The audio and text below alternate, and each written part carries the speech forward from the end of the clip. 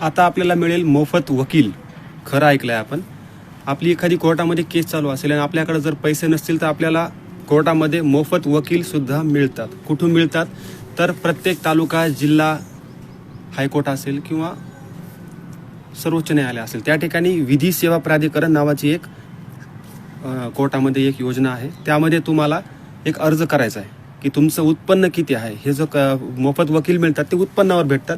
तुमचं उत्पन्नाचा क्रायटेरिया असतो, तर तुम्हाला अगोदर आपलं उत्पन्नाचं प्रमाणपत्र काढावं लागेल आणि ते सोबत घेऊन तुम्हाला एक अर्ज, त्या विधी सेवा प्राधिकरणचा एक विभाग असतो प्रत्येक कोर्टामध्ये, तिथे तुम्हाला तो अर्ज दाखल करायचा आहे.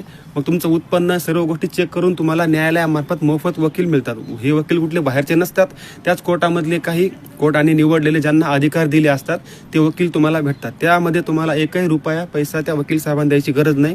तो पूर्ण पैसा सरकार खर्च करतो. त्यामध्ये महिला असतील, वयोवृद्ध व्यक्ती असतील किंवा अपंग असतील किंवा जेलमध्ये अटकलेले कोणी व्यक्ती असतील आणि ज्यांच्या उत्पन्नाचा एक क्रायटेरिया आहे, मला वाटते 2 का 2.5 लाखाचा काहीतरी आहे, त्याच्या खाली ज्याचं उत्पन्न असेल त्याला ही फ्रीमध्ये वकील भेटतात. आणि ते सुद्धा वकील चांगले एक्सपर्ट असतात. असं नाही की फ्रीमध्ये आहे चांगलं काम करत नाहीत. तर तुम्ही या योजनेचा लाभ घ्या. तुमचं उत्पन्न त्याच्यामध्ये असेल, तुम्ही महिला असताल, तुमचं वय 60-65 वर्षाच्या वर असेल, तुम्ही अपंग असताल किंवा जेलमध्ये अटकलेले असताल, तर तुम्ही अशा प्रकारचा अर्ज विधी सेवा प्राधिकरण विभागामध्ये करून वकील घेऊ शकता. व्हिडिओ ऐकला त्याबद्दल धन्यवाद. फॉलो करा.